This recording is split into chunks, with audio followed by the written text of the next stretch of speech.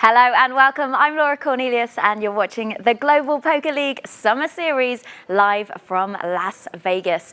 We are here today. We saw a great match yesterday though. Fedor Holt's GPI world #1 was here and he managed to clean sweep Sorel Mitzi of the Berlin Bears, taking 9 points for Maria Ho's LA Sunset team. It was a great match and we have another great 2 matches lined up for you today. The first one is going to be the debut of Mr. Phil Galfond of the San Francisco Rush versus Timothy Adams of the Rome Empress.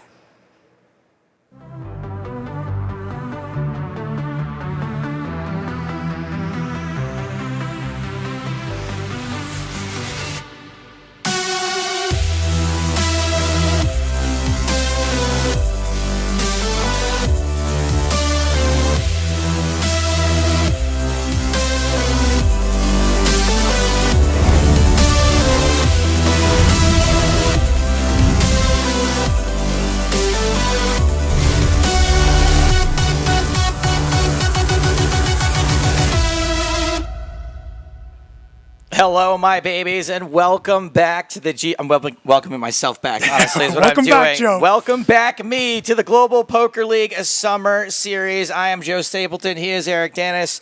We are nearing the end of Heat number 2. In fact, we're going to close it out today, aren't we? That's right. With last today's match of Heat doubleheader. 2. Right now, we're ending week 2 and starting Heat 3 today. That's what we're doing. Beautiful day for a poker game. Let's play 2. We've got a doubleheader today. The first matchup, the San Francisco Rush versus the Rome Emperors. Phil Galfond making his cube debut. Phil Galfond at all kinds of right angles. He will be playing against the Rome Emperors. Timothy Adams, who was already in here once during Heat 1. So Tim is their go-to guy. He's their utility infielder. Hey, we're sportifying poker. That's right. So that's what I'm doing right here. All the baseball references. Of course, I picked the most boring sport to sportify poker into. Eric, before we get into today's match, we've got all kinds of stats, things to go over. Let's take a look at some of the league standings. Can we do Eurasia first? We sure can, Joe, and we'll take a look at the top 2 teams now.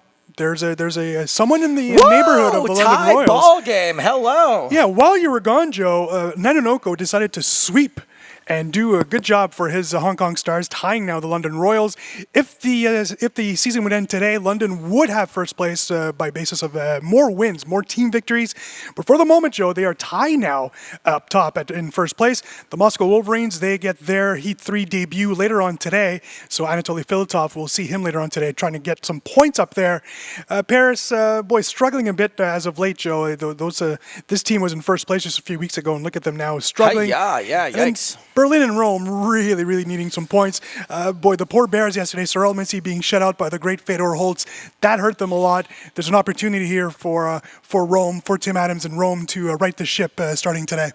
Man, Fedor Holtz, he just doesn't stop, huh? He wins at everything. Whether it's a relative free roll, at least at this stage of the game, or a super high roller, the kid's all over it. Now, you did mention earlier in the season, Eric, when I said, what does it mean, matches? You know, we're not really counting match wins, just point wins. But I guess if there's a tie in Eurasia, so right now it would be whoever has the most number of matches. That's what you're mentioning then? That's right. That's the first and only tiebreaker at this point is matches 1. If that is still tied, a sudden death match would be set up, in a 6-day period, because we're 6 days from the end of the season to our GPL San Diego debut. So a lot of poker is going to happen around that time. I would have figured for a death on the GPL, but I would have taken the under at it happening earlier in the season than at the very end. Let's take a look at the league standings for the Americas. Yeah, and off those 9 points from the LA Sunset, suddenly the lead is not that big for the Montreal Nationals. They started the day 20 points ahead and now 11 points ahead of the LA Sunset. Great work by Fedor Holtz yesterday. Great work from Aaron Paul earlier this week. 15 out of 18 points have been collected by the Sunset here in Las Vegas. So good start to the summer series for the Sunset. The Mets, who have collected all 18 points so far. Zhao Samao in the box in the queue. He's coming up in the next few days, so that'll be interesting to see if they can continue that streak. Undefeated in all games played in the cube. The Rounders, the Moneymakers, and here we have the Rush. Phil Galfond, who's been struggling to start the year in the GPL, will need those big big points. The first order of business is to move ahead of the moneymakers in this heat and then worry about the playoffs. You know what I noticed there is that the league is called the Americas. So really what we mean is, North and South America. But the United States of American teams are not really showing up. We've got one, the LA Sun Center, in second place, and then the other three American teams are filling in the bottom three spaces in that league. Yeah, you got to wonder if there's national pride involved with Montreal, with Sao Paulo, not only representing their cities, but also representing their countries. So maybe a little extra pressure, but also a little extra motivation possibly because they have the strength of a whole country behind them. I think what the Americas need is they need a sweep song. Oh, they yes. need a broom song. I think that's what will propel the United States maybe further to the top of that America's leaderboard. Let us take a look at some of the first round pick stats. Yeah, unfortunately we're looking at the bottom of the last 6 players, ranked when it comes to first round draft picks, Joe. So just to go over it, during the GPL draft, every team had a draft pick in the first round, which means there's 12 total first round draft picks, and these are the bottom 6 as in how much they've scored since we've started playing. That's right, and it's a little unfair by the fact that a lot of players have played way more games than these 6 players, but still, Mustafa Kanit, world number 1 overall selection. Through 4 games, 12 points. That's just not good enough. That's a dozen. That's a whole dozen points. That's right, it's a whole dozen. But that's just not Sounds good enough good to me. No, that's going to put you in the bottom half. That's right. We see Elke, we see Darren Elias, we see Dimitri Urbanovic, who did collect 3 points earlier in this heat.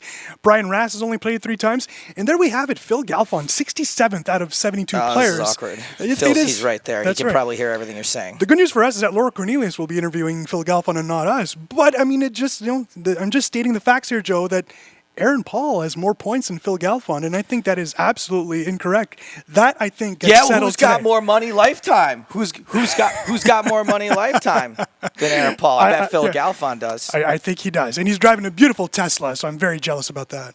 All right, well, we've done enough talking about these guys behind their backs. Let's talk to Phil Galfond's face as well as Laura Cornelius's face. Thank you so much, Joe and Eric, for putting me in this position. Phil Galfond, you did just see that. How does that make you feel? Give us some comeback. No, I don't have any. I mean, I have not been doing what I intended to do, but I've had downswings before, and I'm just going to keep playing my game and hope it works out eventually. Let's talk through the first GPL match you played. It was against Jason Mercier. Yeah. And it was a very, very great match to watch and very entertaining, but it just didn't go your way. Yeah, it was fun to play, and I was happy with how I played overall, and there were just a lot of spots that it didn't work out in. So yeah, no regrets. Just sometimes it doesn't work. He played very well and ran very well, and that works. As he always does, Yeah. as he's showing right now at the WSOP. It's incredible, yeah. How's your WSOP going? It's going really well, but I haven't played a tournament yet. I've just been playing cash games. The last 2 years I played a ton of tournaments. I didn't play any cash games, and this summer I decided I wanted to play more cash, and there's been a lot to play, and so far so good. And it's heads-up action, kind of live. It's our own sort of hybrid in that cube. Are you excited? I am. I played around just a little bit with Alex, and it was very awkward, so I'm gonna have to get used to it very fast. You'll warm up, yeah. Yeah. What's the history been like with you and Tim Adams? How much have you played him before? Not very much.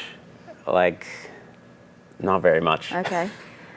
Exciting times. So these guys don't know how each other play. We will find out in game 1 very shortly as these guys enter the cube. Back to you.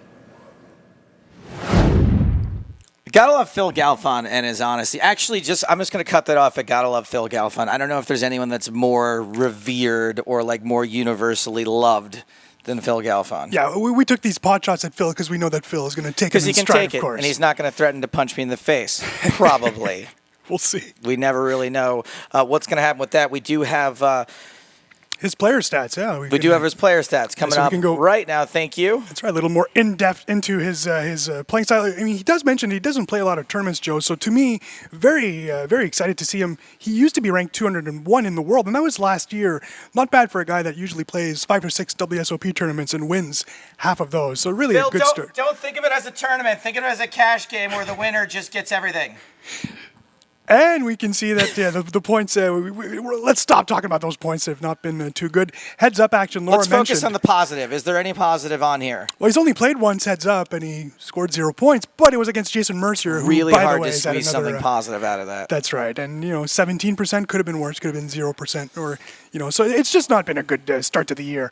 That being said, he's only played 3 times, and he is Phil Galfond, so I wouldn't be surprised. One thing that's curious, Joe, is that the 3 players at the bottom of the San Francisco rankings, Tony Gregg, Jonathan Jaffe, and Phil Galfond, to me should be the 3 at the top, given their talent pool. So I do think that we'll see a flip in those in that script in the very near future. I can tell you that if Phil ends up not putting up very many points this season, he's going to write an amazing blog, though, that will totally make up for it. It's going to revolutionize the industry. Let's take a look at his opponent's stats. Yeah, Tim Adams has been, he's 0 for 4 when it comes to heads-up action this year. The good news for Tim, he's not been swept, so he's been able to pick up those points. He's lost 2-1 in all 4 of those matches, so just a rough start to the year for him as well. 1 defeat against Berlin Bear, Sorel Mitzi. I really do think, and even Sorel admits that Tim should have won that match. I think Tim would agree with that. He really had a phenomenal match and just was unlucky in a few spots. He's already played 4 times, I just mentioned, so he's one of the most active players so far. Points again. Eric, can I interrupt you for 1 second? Let's keep the graphic up there if we can for a second, guys. I think for the people at home, because, I'm not the smartest guy, can we just go over what these numbers actually mean? And I know some of them are self-explanatory, but I just want to make sure, hey, we're asking the audience to come along for the ride here. Let's make sure everybody, if we can keep the graphics up there, because I actually want to see what this T-31 and T-4, all this stuff, this may be sort of foreign to some people. So explain it to me as if I've never heard it before. I've never heard it before. He's played 4 times, which ties him for 31st. Okay, so 4 matches played. He's tied for 31st. I guess. So he's got 12 total points. He's tied for 42nd in the league. And then we take a look at the comparative between 6-max and heads-up competition. He's yet to play 6-max, so no points, obviously. Got it. 12 points in those 4 heads-up matches. Wins, he's got none, which ties him for 62nd, which I guess is good because you're not tied for 72nd. It could have been even worse. And total points percentage is one of my favorite stats, Joe. He's collected 33% of the points that have been available to him, and that places him 55th in the league right now. So, for wins, he's got 0 wins, tied for 62nd. There's someone that's below him? There are people below them, and when we range that, we go by the amount of matches played. So if you played more matches, you've had more opportunities to get wins. So you would be ranked lower, and some have only played 1 or 2 matches. They would be ranked higher there. It's still 0, Joe. It's still tied for the worst. So it's kind of like and Phil Galfond. Yeah, the double goose eggs for sure. Yikes. And now that I've embarrassed Tim proficiently behind his back, let's send down Laura Cornelius to potentially talk to him in his face. Thank you so much. I am here in the face of Timothy Adams of the Rome Emperors. You've seen your stats. You're not the worst player in the whole league. Not the worst. I'm not the worst. That's a good thing, right? Right. There's a lot to go up, though, Well, as we said, we have a brand new match today. Both of you with no wins, so someone has to win, right? Someone has to win. So, yeah, we'll see. Talk us through, because you have not really played Phil Galfond much. Well, he said he doesn't remember you playing. Is that true? No, it's true. I mean, Phil mainly focuses on PLO, and I'm a no-limit Hold'em player, so yeah, we haven't really crossed paths too often. Have you done much prep? I know there wasn't much time because you were a late substitute. No, I haven't done much prep, but I do watch some of his videos when I want to learn PLO. So it might help. I have his voice in the back of my head. And do you think you have an edge? You've already been in this cube once before. Do I have an edge in this match? I don't know. I think it's going to be a flip. Okay. We'll see. We'll see. It was Kevin McPhee that you played last time, but you did manage to scoop just a few points.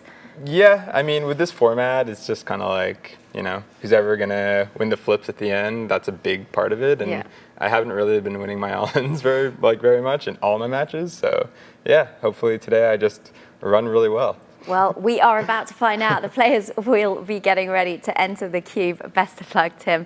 Back to you guys at the desk. Well, the good news is that someone is likely to significantly rise the ranks today. No matter what, one of these guys toward the bottom, you're going to be forced to move up. I'm sorry, but one of you is going to have to move up after today's match.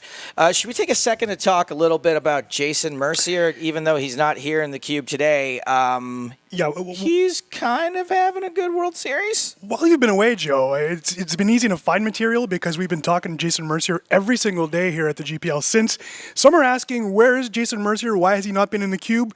little busy. He's been. I don't know. basically- Nobody's that busy. These things happen. What? We're here at 11 o'clock in the morning. He could very easily stay up all night winning a bracelet, come in here, and then win another bracelet. I mean, it's that easy. Knowing Jason, he's probably in a cash game right now, getting ready for his 2 o'clock restart. Has he been doing that too? Yeah, more than likely. He's a sick individual. This is his 3rd day in a row that we've talked about him, and boy, he's at leading another. I think it's final 12 now, leading the 10K horse championship. The New York Rounder is one of the hottest pros on tour right now, so it's kind of exciting to see him. And hopefully, speaking of seeing him, we want to see him and maybe little dog Marshmallow in the cube at some point.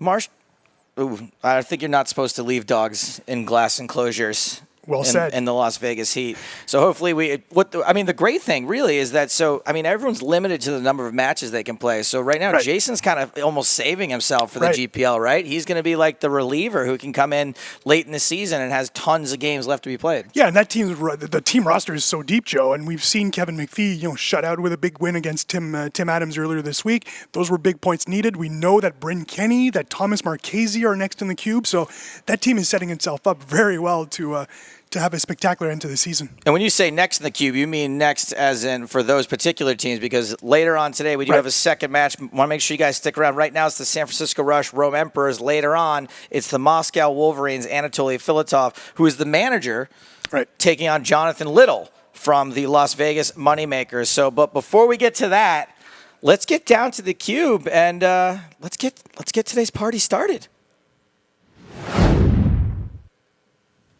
Players, please enter the cube. Joe, the streak is over. It had been 4 straight matches that a Canadian had let the other person in, and now Phil Galfond, who's the ultimate non-Canadian, has let Tim Adams in. The streak is over. I mentioned that crazy stat yesterday. It's over. I love the amount of effort you put into this, Eric Dennis. I didn't even brush my teeth. You're counting the number of times a Canadian walked in the door first. Second, excuse me. Oh, quick reminder, everybody. What are they playing for down there? 50,000 in chips. Blinds at 2 and 400. Those blind levels go up every 4 minutes. Each player is a 20-minute total time bank. And when that runs out, you're then in the hot seat. 4 seconds for every decision. Then your hand is mucked. no hot seat in your absence, Joe. Yeah, go ahead. It's just faster.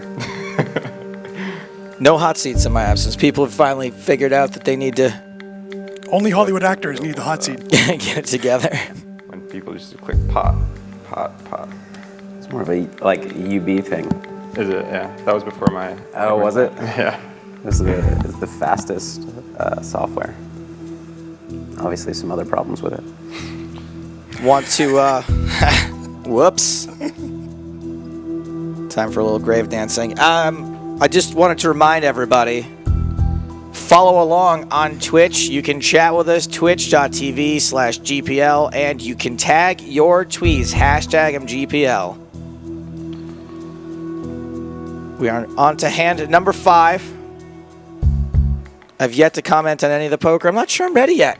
I'm just gonna back in the groove? Yeah, I'm just gonna have a sip of water. If you were with us yesterday, Holtz Mitzi, 2 hands in. Oh no, sorry, Wheeler and Nanonoko 2 days ago. 2 hands in, and that was it. They played all 3 matches in one hand. That's right. Phil's picked up a flush draw on the turn. Queen high, still the best hand for now.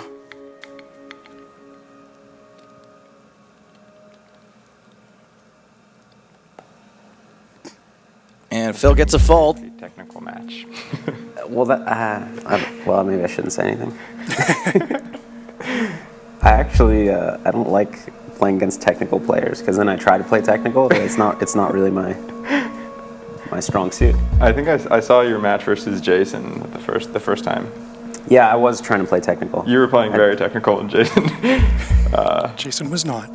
Jason was just playing off of his feelings. Nothing wrong with that. Yeah, no. It worked out. It worked out for him. It worked out very well for him. This is Jason Mercier they're talking about? Yeah, Mercier The shutting same out Jason Galfond. Mercier? Yeah, when he had time to play the GPL.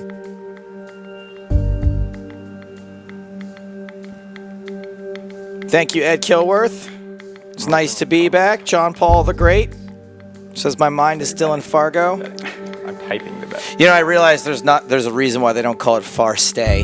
Ah, yes. Yeah. Well said. Yeah, no, I think if it wasn't, if my match wasn't streamed, I wouldn't have tried to play as technical, which is silly, but You're right. No, I know exactly. Gonna try to turn it into a training video. Yeah. For those watching, that's exactly what he did from his beautiful home. Really? By the way, just an amazing home. I think that was his mom's home. Just a beautiful place. Did it have a slide in it? We could not see a slide. We actually asked that. Don't believe so. But just compared to Jason's setting, it was very, very much a contrast of who Jason and Phil are in real life. Phil's Black Friday tweet was perhaps my favorite of any, and just said, "Anybody want to buy a slide?" Yep. Pretty brilliant. I'd like to think if I had a slide, I would have come up with the same joke, but since I don't, Right, you it'd be don't know. difficult. Did you call? Nice. What? Wait, Tim called with 9 high? No, Phil called. play Tim Oh, tried I to steal see. on the river. Gotcha. Exactly. well, top pair I call. That wouldn't have made any sense, Eric, for him No. to call with 9 high. Hence the question. Thank you. I mean, some players would in the GPL. Tim Adams a bit more technical than Phil, so I don't think I'll so. guide you through this. I appreciate it. When I was playing Kevin the first match, I was the one who didn't understand what was going on with this, and he would just be like, "I'm raising Tim, now I'm betting." Yeah, Kevin McPhee definitely toying with Tim There'd be on a spot few where he, spots he during was his match. the small blind, and I just min raised from the big blind, thinking I'm the button. Yeah, I could definitely see that happening.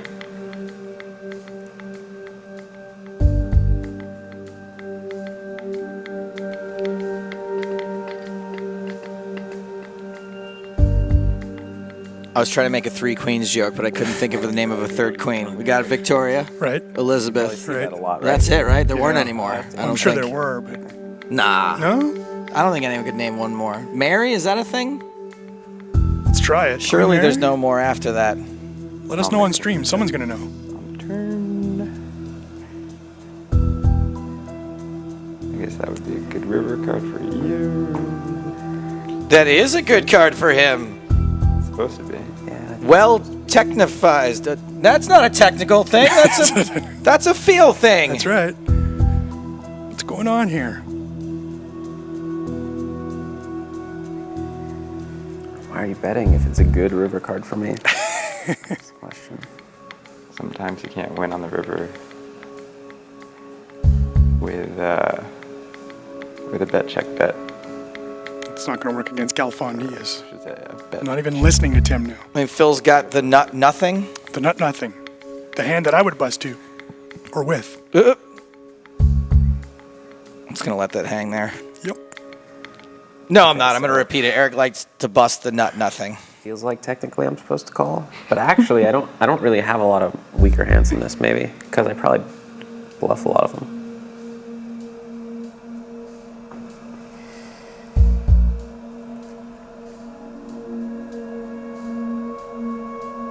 Yeah, I'm still gonna call anyways. It's weird how good a poker player you have to be to consider making a call here. I mean, he's still wrong. Which makes us feel great. Got him.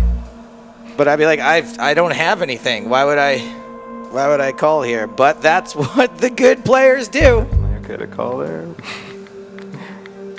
But right, if I had like 10 high, I would bluff. Yeah. Maybe not jack high.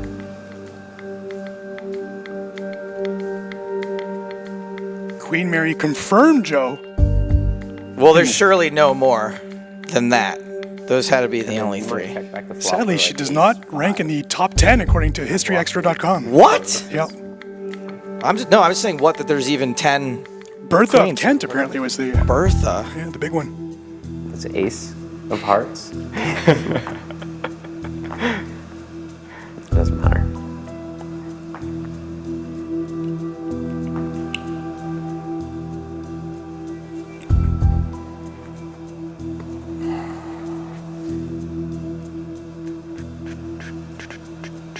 Ryuzaki911 on Twitch says Galfond's beard is majestic.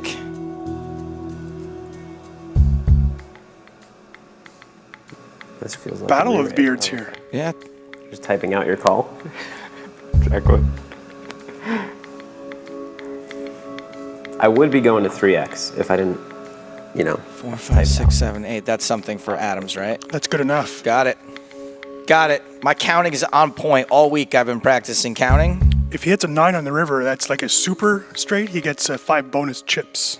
Not true. The super, but it's actually kind of a bad straight, right? Yeah. At that point, you don't even really like it anymore.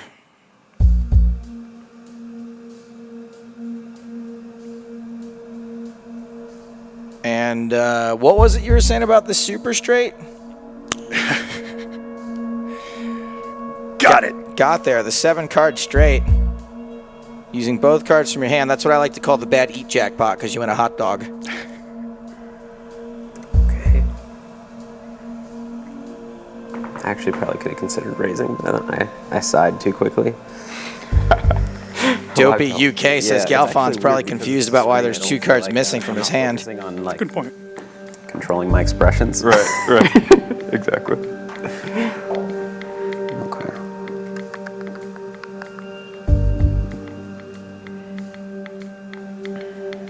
So this is a good river for you. Yeah. It's a very good river for you.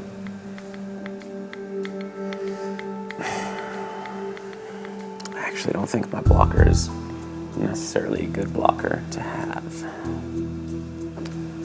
It would have been a good blocker to have. Yeah. I'll fold. It's a good fold. It was a good fold. It was a correct fold. But again, most of us normal people are like, he's just got a 5. I got him. What is he doing? Yeah, Kevin McPhee got me last time by doing the whole live pro thing. We were being honest with each other at first. Yeah. And then he's like on the river, he's like, what? He's like, oh, I didn't mean to bet that. I meant to check. Wow. And then I like legitimately believed him and called. Like an idiot. And Timothy, by saying we were being honest, means he was being honest, because Kevin McPhee, a New York rounder, was not being honest. He was honest occasionally to make his dishonesty more plausible. Because the stacks are too short. I think we're getting close. Magic Man asking if this is Joe Stapleton. It is. Welcome back, Joe. Thank you to Anatoly Filatov, Jonathan Little, and more importantly, Laura Cornelius for filling in while you were away. The corn dog. Corn Dog really popular with the streamers on Twitch. Shocker. They even stopped talking about my voice for a few days because Really? Laura was there. Yeah, Grill. Yeah, the grill. Grill. She was great. She even figured out there was a straight on board at one point. Like, she did really well for herself. You remember how in Big Trouble in Little China, the whole crux of the movie was a Chinese girl with green eyes? Yes. Laura's just like that. She's a British girl with a tan. Just as rare.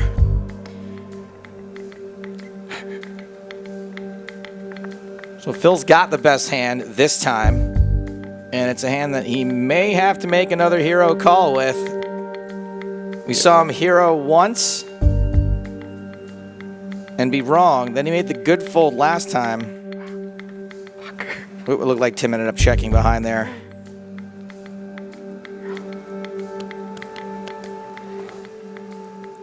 Okay, it seems like pot's too much now.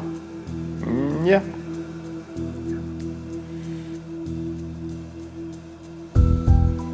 Oh, you limped. I limped. Only gonna limp from now on. I might be lying. This is the kind of music that only goes with poker or analyzing DNA evidence.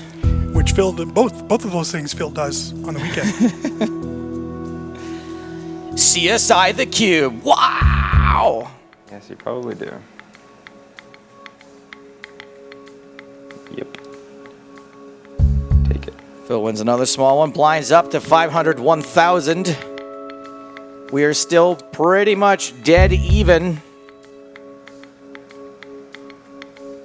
We have about 50 big blinds. We do. Just FYI. Phil helping out his opponent.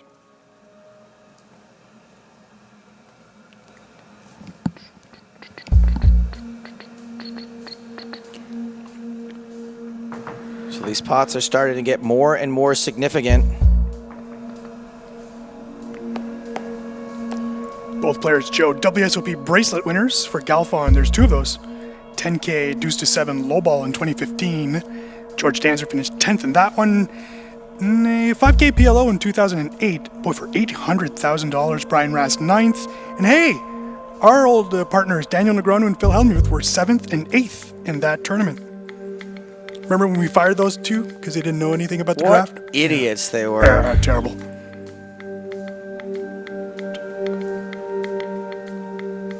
Adams bracelet in 2012, winning the four-handed tournament, Tony Gregg 4th. So a fellow San Francisco Rush.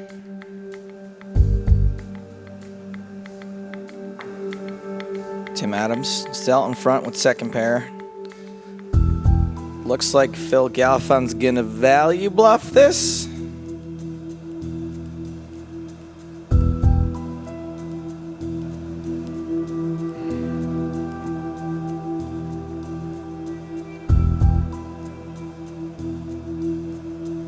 Yeah, he's bluffing. Turns out he was bluffing.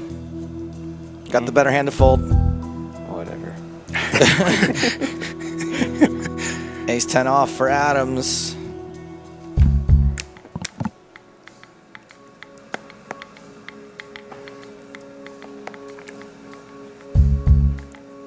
Joe also missed the debut of a new hand name, which we will hopefully see today. You can't wait for this one, Joe. I'm telling you right now. It's probably my greatest achievement in poker. Excuse me, I thought I was the one who requested the hand name job. This one you're going to love. I'll give it to you. You can use it on the EPT anytime.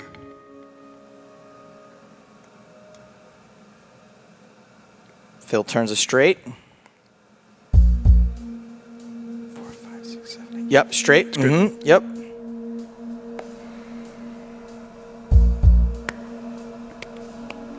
Small pots.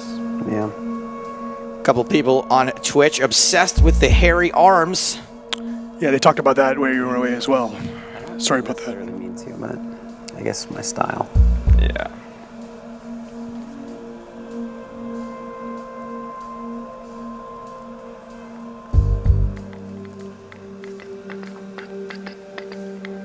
Where have you been playing cash games? Mostly Aria. Yeah. What games are you playing? PLO or mix? All mixes, Yeah. yeah. But a lot of like, not a lot of limit games, Ask what stakes he's playing at. We all want to know. because I'm bad at those. Do you think if I yell it, he'll hear me? Probably not. That's the whole point of the cube. Just tournaments for you? Laura, No, I haven't been playing that much. Laura. I've played a few tournaments. And ask him what stakes he's playing during his next interview, okay? Bellagio. It'll be fine. He loves answering that question. Also, He's ask him who comfortable. the biggest fish is.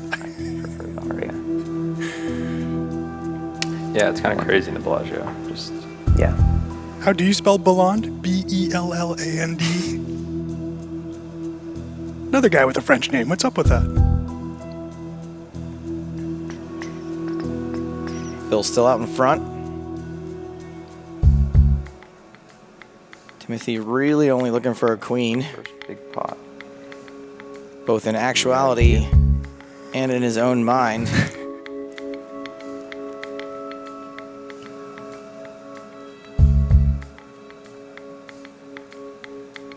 Man, I really wish I had known today was a doubleheader before I committed to playing in this charity tournament later. Yeah. I think I'm going to be walking in and handing over $300 and walking back out. I told you. Us experts. Late regging is what you do.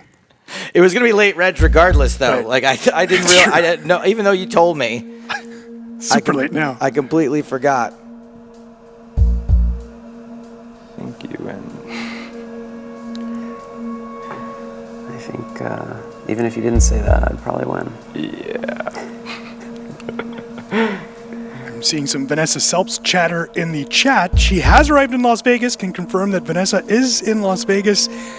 New York does play London later on this summer series, Joe, so hey, a Mercier-Selps matchup would be possible if both team managers will allow it. I think Bryn Kenny definitely is on board with Mercier playing that match. Ooh.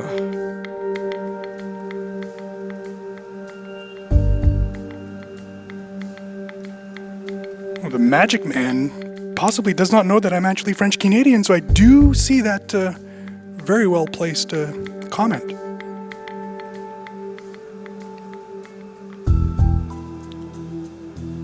This hand could get fun here, Joe. 3-bet by Tim with the nines.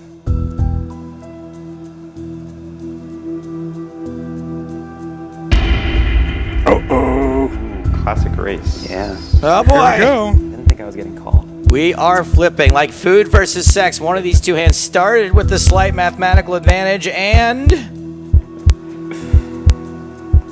food wins out in the end. The hold. Nice. Wow. Thanks. 9's hold. Is that it for Phil? No, he's still good. Phil's got a couple of chips left. Oh, more than a couple of chips. He's still got 32,000 chips. Do you know why food starts with a slight mathematical advantage there? No. You can't get a disease unless you're Wow. sharing noodles.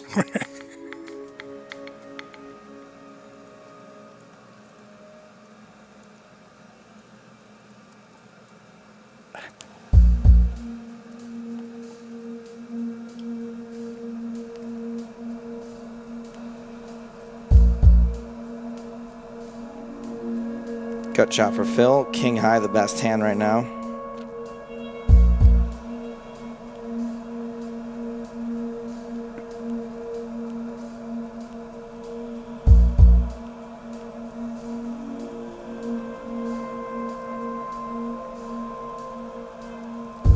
King high. Damn. I thought mine was a little too strong to bluff. Yeah. I appreciate the reassurance. You played it great, buddy. Knew it.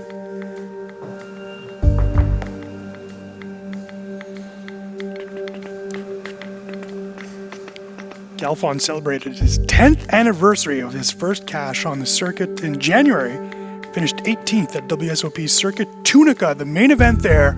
Daniel Negreanu winning the circuit ring. Effective. Back in the day where Negreanu and all those guys were playing the circuits. Back in the day when people gave a shit about rings. That's right. Okay, I'm confused by my screen. What's going on? I thought you were going to say Phil Galfond celebrated his 10th birthday, and I was like, Close oh enough. my God, this kid's a genius. Option check. How? We did mention during yesterday's match that Sorel Mitzi, who's still only 30 years old, Joe, his first cash happened when his opponent, Fedor Holtz, was 11 years old. At that point, Fedor Holtz was already cashing in That's main right. events, which is scary. Fedor was crushing the elementary school scene. Blinds up. Thank you. In that case, I'll lay this one down. Tim's first score was in May 2007, a fifth place finish at the East Coast Championships at Turning Stone near Syracuse, where a lot of poker players got their start. 17 big blinds or something? I'm really bad at counting blinds. Oh boy. Tim's set Phil all in, who of course calls With the Andre Akaris. Number one. the Andre Akaris. I did it, guys. We got Queen sweat. 10 has got outs. 9. All right. No, he does not hit him, so Phil now doubles up. All right. All right. I still feel like I'm playing online, like I'm giving off a lot of live tells, FYI.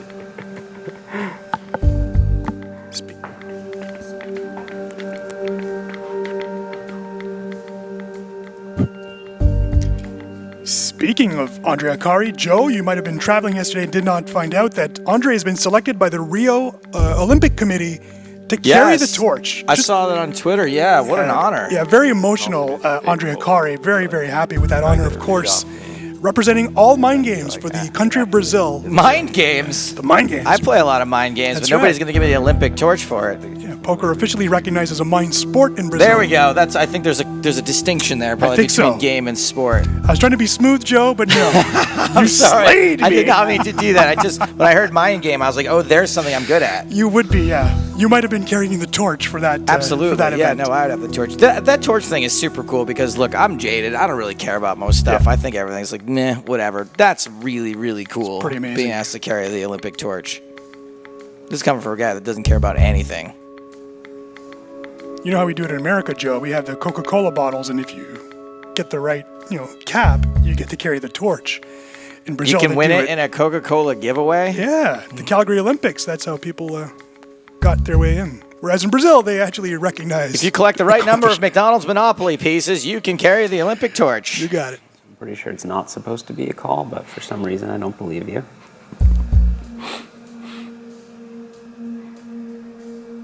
And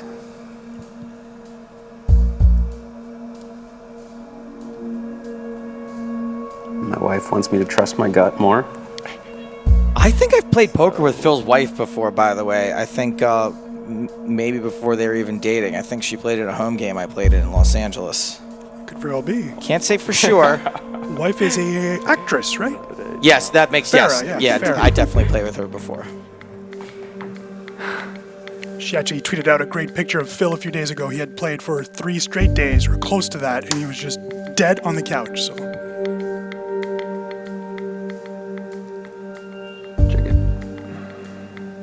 This is how most of the matches usually go. Just back and forth until blinds get high. Yeah.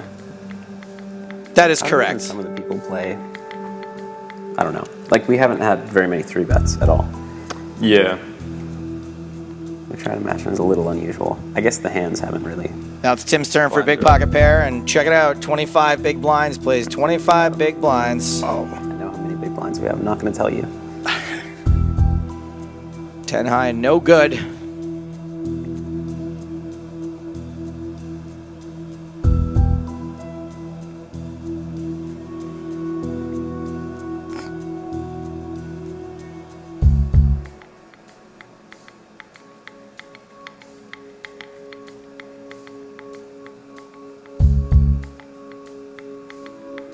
Okay.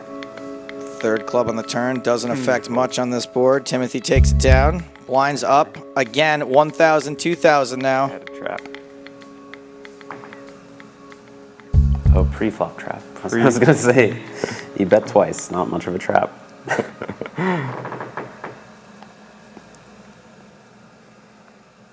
How did this happen? Both players flop an 8. And they're very likely to chop this pot. One for you to lead. Oh. Yeah. Like, what's it got to come like deuce 3 for them to not chop it? I thought I checked. All right. Now they're chopping, assuming there is a showdown. I thought I limped and you checked, and then you checked me and I bet. Okay. Tim Adams might be using some Kevin McPhee strategy here. You bet. Now we're in a situation that we wouldn't have otherwise been in. Isn't that true of all situations, Philip? Just totally butchered this hand. Yet I'm still calling. All right, let's see a showdown. Okay. Chop it up. Okay.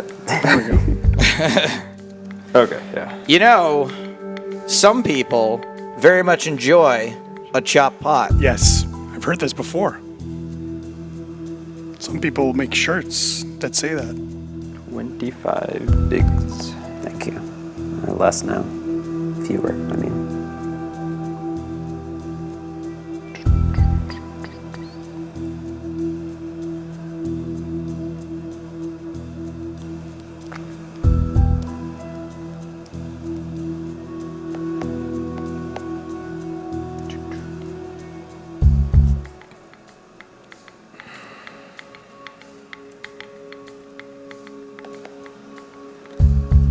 The 10-8 wins. Joe, tomorrow is an off day in the GPL, but we're back on Sunday with some. I mean, no, boo, when's the next match? Doubleheader Sunday returns on Sunday. Can you imagine that? So 2 matches today, Right. none tomorrow, 2 matches on Sunday. All right, I'll allow it. Thank you, Joe. We kick off with London versus Montreal, the top 2 teams in each conference. So that'll be interesting. The players still to be announced. Both Liv Bourret and Marc-Andre Ladouceur are being coy about their players. But that will be followed by Raiden Khan against Xiao Samao. We're going to love this because we're probably going to stumble and bumble on those 2 names all day long. I love Jiao Samao. Yeah. I love Raiden Khan. Thank you very much, Lack of Cheese, who says deuce 3, club, or 5-5 was not a chop. That's why I never be a good poker player. I could never figure out all the little things, the less than 1% chance things that could happen in a hand. Just go, nah, it'll never come We're 5-5. Phil started with the best hand, has the best hand for now, but Timothy's got outs up the yin-yang.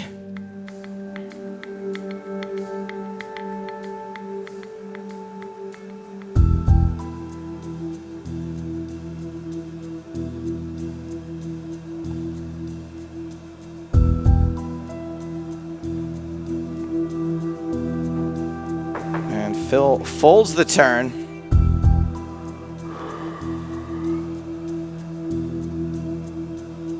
Joe, we just mentioned that London, Montreal, top of their conference. This match here, Oh, cool. these are the bottom two teams in each of the conferences. It's competition. Both teams needing these points, especially.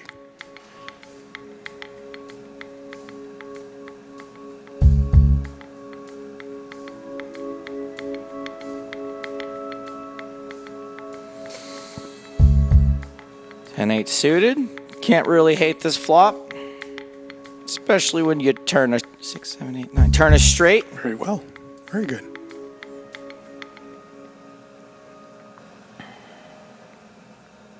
Joe does have his straights down. It's the flush now he has trouble. I'm actually reading them off a chart. The four-color deck has got you all off. Never really been very good at counting.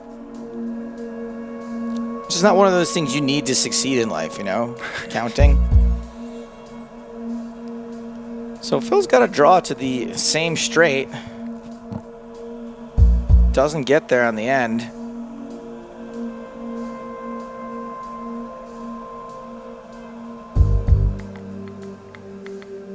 Looks like Phil is going to bluff at this.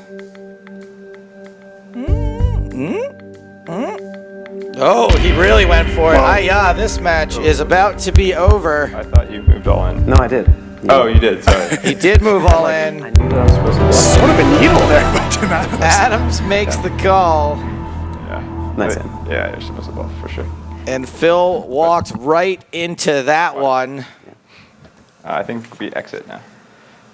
I can do that. I thought. So this first match goes to Timothy Adams and the Rome Emperors. 3 points on the board for Rome. Yeah, Phil Galfond has not done much. No, he's boy. That's his fourth straight game lost in heads-up competition, and it's good news for Tim Adams. That team needs the points. They're now 5 points behind the team in fifth place. So again, first order of business today for Tim Adams to get as close to as possible to the Berlin Bears, maybe even surpass the Bears, and then worry about a playoff spot. If there's teams in front of you, that is not the good recipe to success. Now, if you're Phil Galfond and you are 0 for your last 800 plan on the GPL, what do you think your attitude is going in? Because I'd be very likely to be like, go ahead, whatever I do doesn't matter anyway. Just go ahead. Slider bar. Yeah, Do you think that we'll see him do that? No, I think at this point with the players, I think we've seen it happen with so many of the players, especially when they're down 2-0 in a match. We talk about the fact that Phil Galfond plays for millions and millions of dollars every year. That doesn't matter once you're in the cube. You just want to win. And hey, he's 0 for 4, and that's probably going to bother him for the next few moments. So I'm sure Phil's going to be great. He's going to put on a smile, but deep down inside, he wants to defeat Timothy Adams here. Yeah, I kid because, I joke around that maybe he would just have, sort of given up at this point. But I'm actually been very impressed with the amount of effort that these players have been putting in, how they fight tooth and nail for every pot, for every match. I've seen very few people. I think that we'd be even more likely, like sometimes in the cash game, to see them tilt off their chips than we have here. So I've been really impressed with the fact that folks have really been giving it their all. I'm incredibly interested to see the look on these two guys' faces down there, you know what I mean? Because Tim Adams managed to climb out a little bit. Now, he wasn't at the very bottom of the league, but he was near the bottom. Yeah. Like I said, this is going to be – someone was going to be climbing their way out of the hole today one way or another, and so far that person has been Timothy Adams. They are down right now, Timothy Adams and Phil Galfond both. Let's see what the Corn Dogs got to say. Thanks, Eric, for getting Joe onto that nickname now too. Great stuff. Congratulations, though, to Tim Adams of the Rome Emperors. They're picking up the first 3 points of this match. Are you happy the pressure off a little bit? Yeah, a little bit. It's a good feeling to know you're not going to get swept. Against Kevin last match, he beat me in the first 2, so the pressure was really on in the third, but yeah. Yeah. How did you find the match? It was just a lot of back and forth, and then I don't know. All it takes is usually someone makes a big hand or wins a big flip, and I won a big important flip and one made a big hand, and that was it. The ace king against the nines, right? Exactly, yeah. And tell us about how that went for you. Obviously, not feeling that great, but there's still a chance to win. You can still do this. Yeah, no, I mean, I've already been swept, so it's not as scary. But no, You'll I'm gonna try my best, and I hope that I can, put together a nice run. Now, you said in that cube, your wife wants you to trust your gut more. Yeah. Talk us more through that.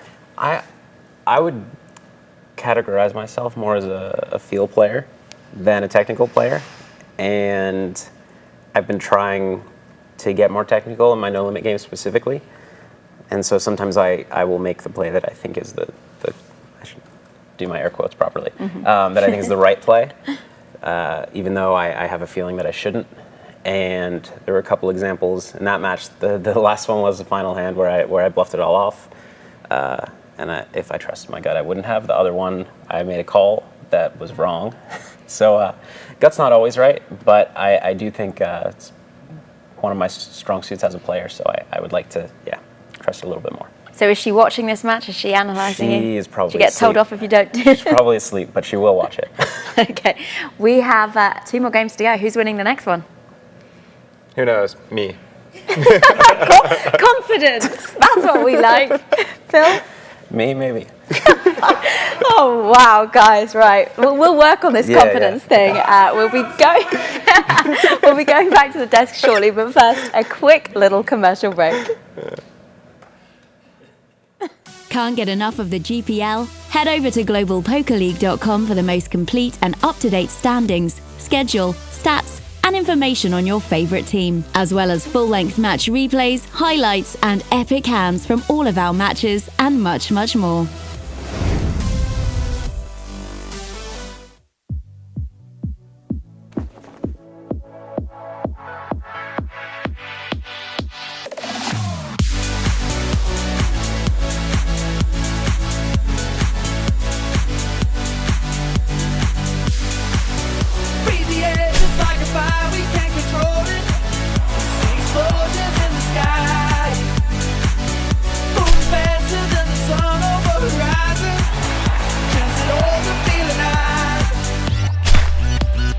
Body's moving slow. 'Cause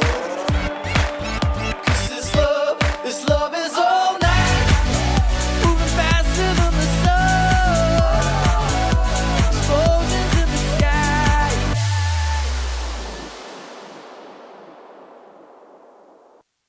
World is it where Phil Galfond considers himself to be a field player? Now, I know that he maybe is not the most technical as the way he wants to describe it, but if your game is technically pretty much perfect, Right. do you really get to be like, well, guys, I'm kind of a field player? Like, you can't be both. I'm sorry. It's just not fair. And if anything, I kind of feel like his wife's advice is probably bad. Right. And I don't. Why would he change the way things have gone, right? Well, no, that's not what I mean at all, actually. Well, that's one good point. But Right. what I mean is that, like, I think that Phil, knowing that no matter what happens, he's got, like, a beautiful wife waiting for him at home, whatever advice she gives is going to be bad unless that advice is, winner, I'm leaving you. Right. That's, to me, the only thing see that what could you mean. really motivate him in that case, because he's just out there. He's like, you know what, man? Like, whatever. I still got an awesome wife at home who likes poker and gives me advice on poker. Unless there's real threat of her not being there when he gets back, I don't know if we're going to see his full effort. She could say if he loses, she's going with Tim. Wow, see, As that is what we call lighting a fire. And of Lighting course- a fire under the... We say hi to Tim's fiance, who's here in the right. building. She's in the building. Boy, I think Nice to see you again. know what? I'm really sorry I let us down this entire path. I am so this sorry, is probably guys. not where things are supposed to go as we sportify poker. But by the way, Joe, what do you get when you have a Canadian and a guy that lives, most of the time in Canada together? Neither one of them saying they're going to win the match, even though they both think they're going to win the match. Well, I So- don't know. Maybe I'll win, or maybe he'll win. I'm not really sure. Maybe one of the two of us will win. We're both very good players. So yeah, we've got match number 2 coming up. Tim Adams up 3 points to 0 right now. Phil Galfond, I like the guy. I kind of would like to see him just completely brick out here, just for the story, just for how long can the cold streak continue. Well, for one of these players, it'll be the first match won for either one of them today. So that's important. Adams is 0 for 4, but he has collected 3 points in each of his matches. He's got the lead now, so we'll have to see how he plays with the lead because he's not used to playing with the lead. So we'll have to see what happens in the near future. So what you're saying is right now with 3 points, Tim Adams Has peaking. matched his season He's total. peaking. Well, I've gotten word that our players are entering the cube But before we get down there, I just want to go over some of the housework. Again, everything resets for game number 2 of this match. Both players get 50,000 in chips. The blinds start at 2 and 400. They go up every 4 minutes. It's so fast, sometimes we miss it. Sometimes we're like, the blinds might have gone up last hand or whatever. Every 4 minutes, and both players get a 20-minute time bank. When they run out of that awesome sauce, they're then in the hot seat, and the hot seat means that you have only 4 seconds to make your decisions. If you do not comply, RoboCop style, if you do not comply, you will be shot by Ed209, and also your hand will be mucked every 4 seconds. Our players are now ready to enter the cube. Let's bring it on down to the hot box. 30, 35 hours, and then I'll either sleep for, I basically like over the next 36 hours, just sleep on and off all day. Wow. I'm gonna try not to play as long. Yeah. It's really hard though when the game's good, and Yeah. it's sometimes hard to get a seat. But No, for sure. Yeah, last year, for the first time in years, like high stakes, no limit was running, just like pure like no limit at the series. So it was like 1-2 every day, 50, 100, whatever. And I just played like nonstop last year, and it like took its toll for sure in tournaments and stuff. I was super tired all day.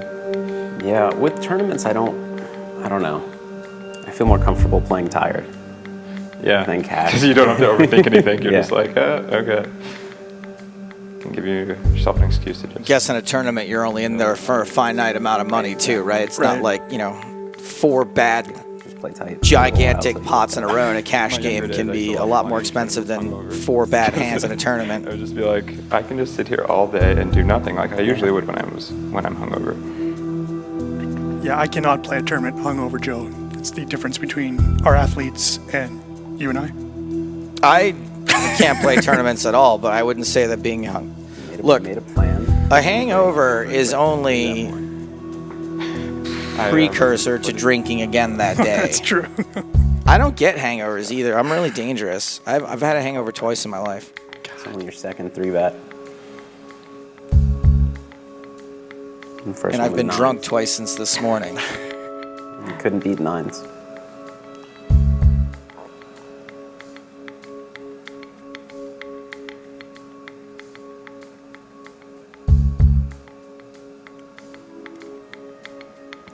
Walter Trikiriki was supposed to be playing here for the Rome Emperors. He has made a day 2 at the World Series of Poker. The backup was Max Pescatori, who also made a day 2 at the World Series of Poker. Tim Adams contacted around 4 a.m. while he was playing a cash game. And of course, he has jumped in the cube after literally no sleep. Should I be leading the 6? I think it's a little different on a like 3 straight. I still should. Yeah, I think you still should.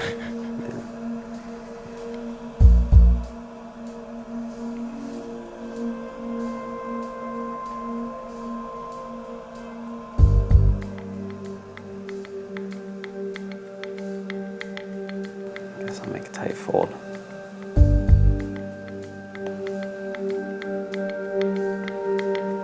Tim Adams once again organizing and hosting the World Series of Poker Soccer. Is that what he calls it? Where every poker nation represented. I believe England might have won last year. I might be wrong, though. Yeah, he plays in a league here in town too, doesn't he? Yeah, absolutely. Along with Donnie Peters of Poker News, Daniel Negreanu, and several other. Who? Daniel Negreanu.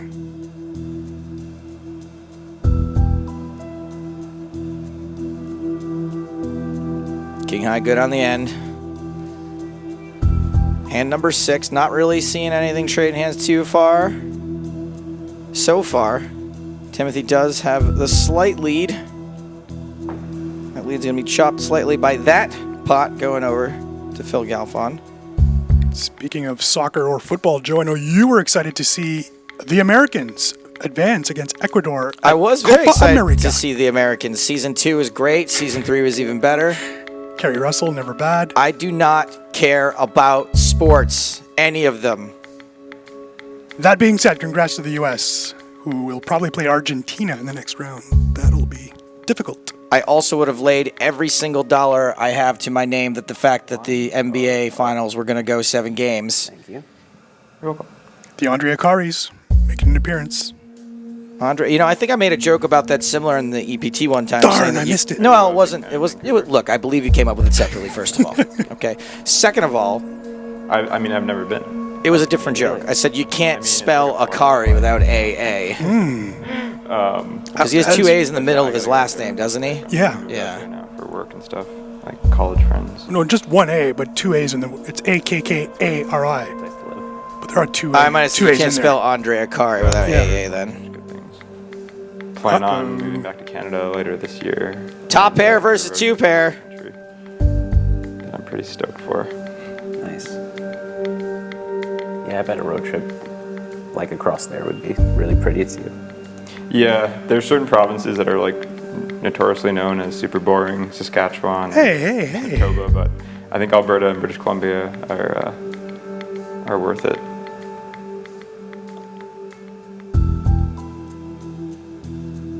Yeah, actually, I haven't gotten outside of the city too much. But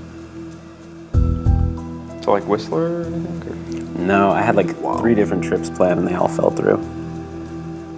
Galfond, who spends most of his time in Vancouver, sickening that he's never been to Whistler.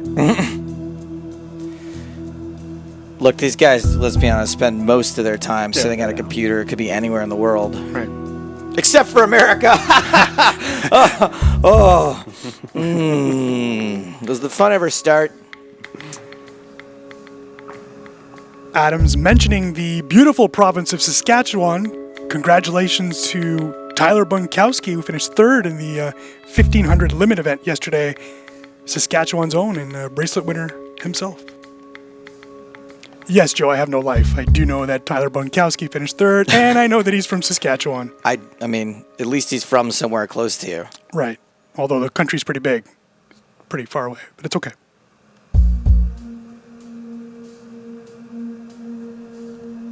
Do you do like a no check raise thing? No, I check res. Okay. I guess I just haven't gotten to that point. Check raise still legal as far as I'm concerned. Do that, right? Or for the most part, do that? This check raise has been redacted by the United States Department of Justice. Wow. Sick free roll.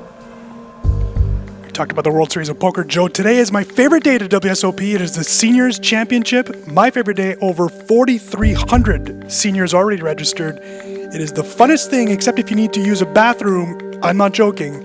Long lines with the seniors. Seniors Day is the worst tournament of the year to show up early for because they're all there at 5 o'clock in the morning. Correct. And also, do not come expecting to be able to valet park your Rascal. Nope. Because Rascal parking is usually filled by like 7:30 in the morning. So you're going to have to park your Rascal and then use a different Rascal to get from that Rascal to your tournament seat. Pro tip from Joseph Stapleton. Thank you. You're welcome. That being said, the buzz around the Rio on this day is quite fun. So I can't wait to get there after today's action.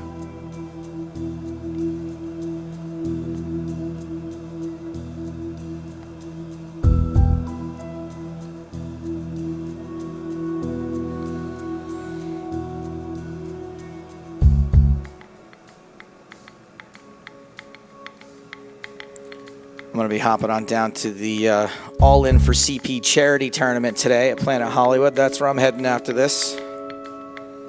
I've been told I can still play up until 5 p.m., so I think I might make it. I'll probably have about 4 big blinds by the time I sit down, but It's for charity, Joe.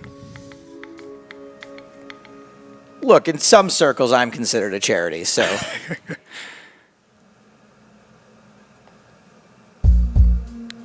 I was lucky enough to play a charity event last year, the Chad Brown Memorial Tournament, and apparently I had a great time. Do not remember a single thing. Now I know why you're not a partier. That's right. The problem is I hooked up with Chris Moorman, Jake Cody. You hooked up with Chris Moorman? Yeah, He's very good. married. That's right. And Jason Duval, whom you know as Bébé Chien. They are very persuasive, Yes. get you drunkers. It made sense at the time. Man, those guys, those Brits have talked. I've seen them talk some people into doing some real stupid things on the EPT.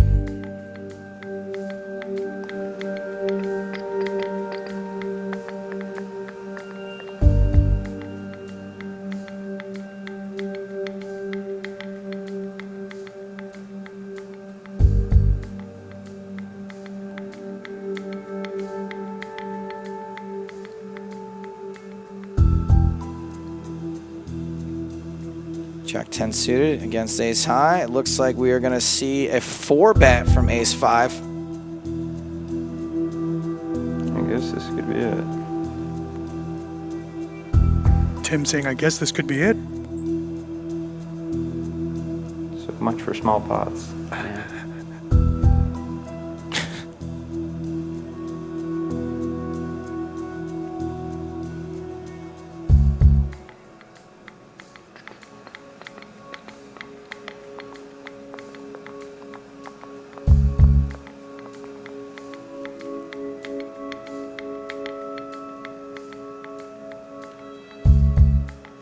Let's see how much of a feel/technical player Phil is now.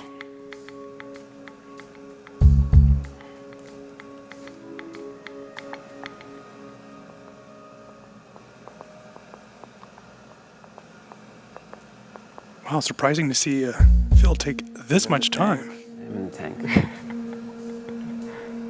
A 5-bet would actually I'm trying to win this hand, I would think. decide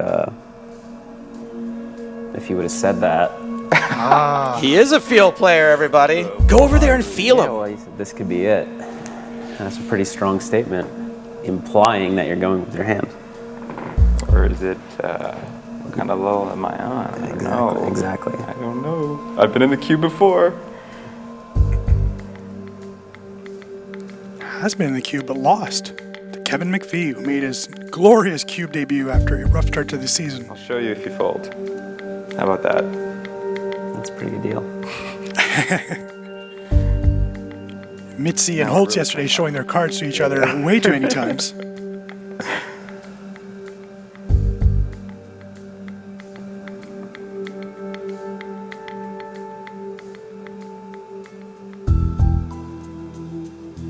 Man, I know what I would do here.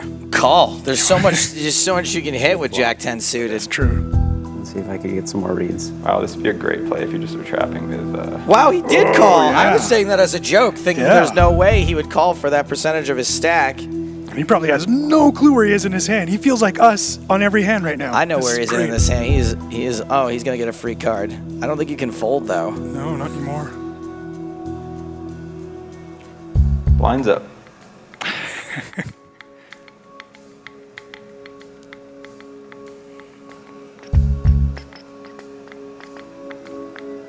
It's unfamiliar territory for me. I don't play a lot of 4-bet pots. In PLO, I do.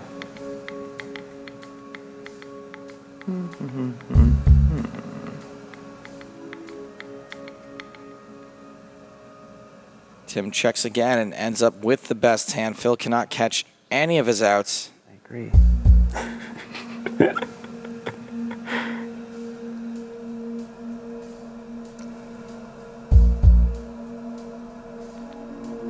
Do I just have the kings, the queens, the aces? Tim Adams really opening up in this match. Check back twice with ace king. Could. You could. I don't think so. Could just have 7 high or something.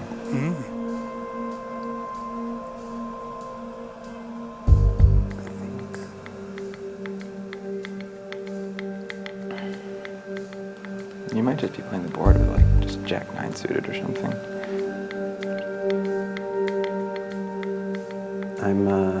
Wow. I'm gonna make you decide whether or not that's the case.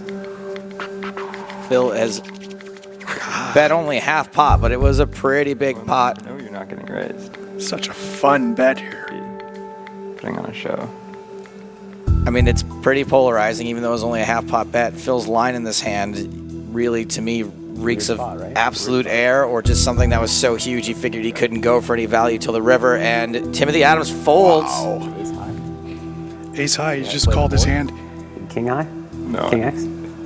A few times yesterday, Joe, both Sorel Mitzi and Fedor Holtz calling each other's hands. It was quite remarkable. Nice.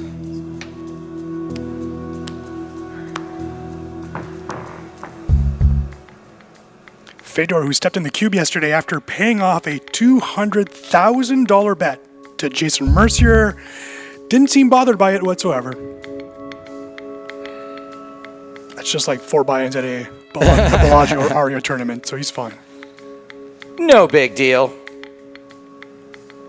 missed it. He has collected, Joe, $9 million this year. Almost $5 million in June. It is June 17th. Speaking of 5 mil, Joe, that check is going to clear soon, so go ahead and cash it out. The Red Snowstorm on Twitch says, Phil is so good. Boss EV says, very nice, Phil. Pedro agrees.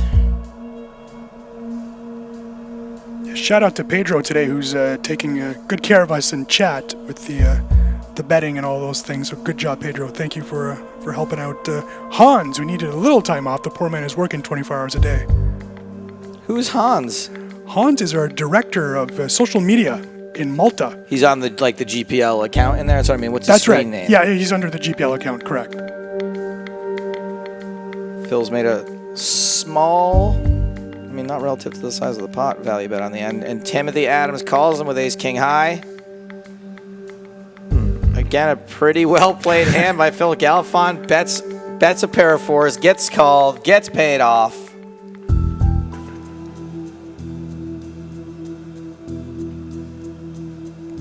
Taking a look at the smile-o-meter, Joe, we can see that Galfond now smiling and Adams not smiling as much, although he's holding a very nice hand here. Let's try this again. Tim now with 3 bets. Okay, so I made it 2.3. You made it 6.8. I did. Okay.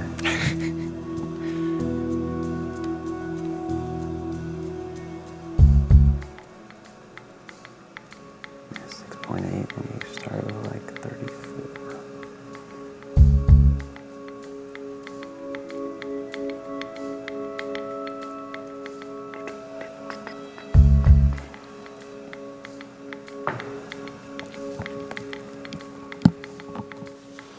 Got away with it.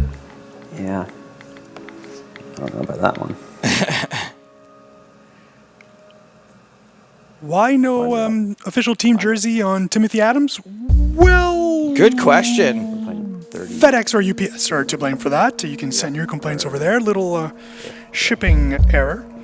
Should have those jerseys soon. If not, Joe and I will print some this weekend using a HP printer. I have crayons. Also, that team is in last place. They don't deserve jerseys. All right? I said it. Wow.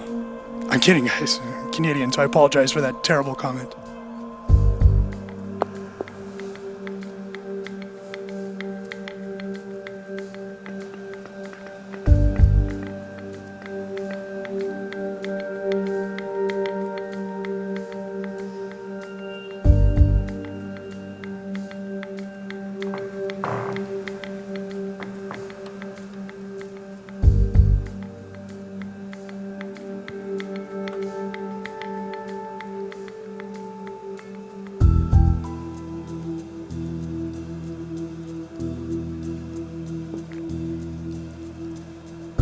I have a question. Can I throw a question out there to the Twitch chat? Can they help me out with something that's not exactly related while we wait to see what happens with 4 high against the 7 high straight draw, or 8 high straight draw, I should say.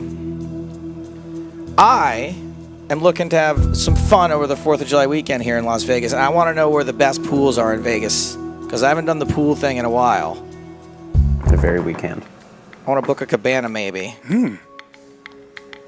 You guys want to have a little side chat as we see a pretty big hand shaping up here.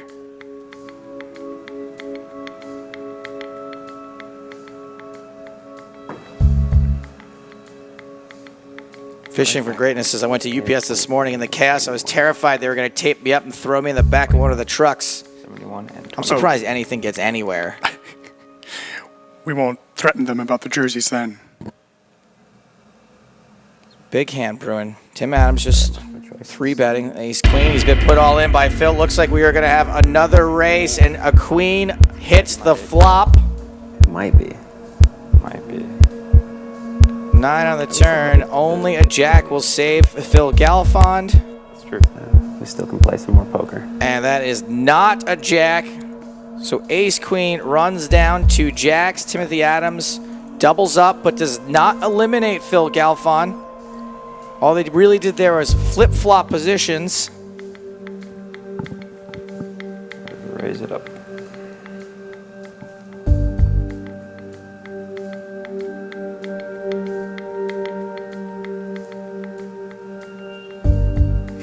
Sean Paul saying that Circus Circus has the best pools. Doubt that's the case. Yet to get a legitimate answer.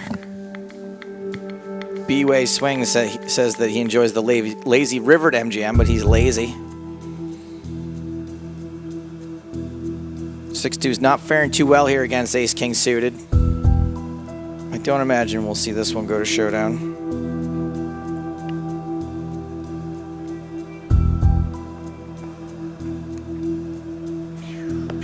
And we did not even get to the river. Blinds are at 8 and 1600. Phil Galfond now below 20 big blinds. When you play No Limit Cash, do you like struggle with boredom or patience? Yeah, sometimes. I try to like pay attention to what's going on usually, but yeah, I don't know. I still like No Limit. I have a lot of trouble even with PLO, 9-handed.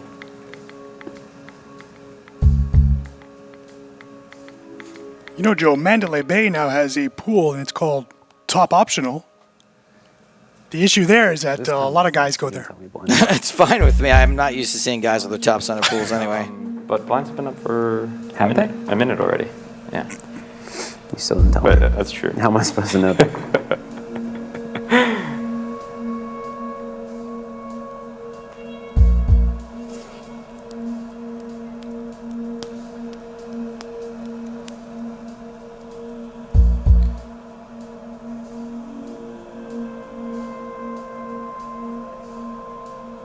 Phil's second pair good.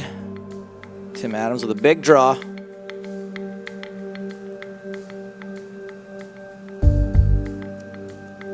It would be nice to see your stack. Yeah, you have to do math. Yeah, exactly. I'm just like, I have 21, 360 behind. okay, thanks. You're welcome. I didn't say it out loud, but Tim got there. Hey, unlike your jerseys, Yeah, they have not gotten here. good thing Tim's straight draw wasn't dependent on UPS. Just by the way, Tim is looking suave in that t-shirt, so Okay, this is one of those folds that I don't think I'm supposed to make. Oh, you are supposed to make it, you delicious little field player, you. Tim has hit tons of straights today, Joe. Yeah, he really has. I feel like that's the percentage of the time that you're supposed to make straights. But you and I have already folded by then. That's the issue. Yeah.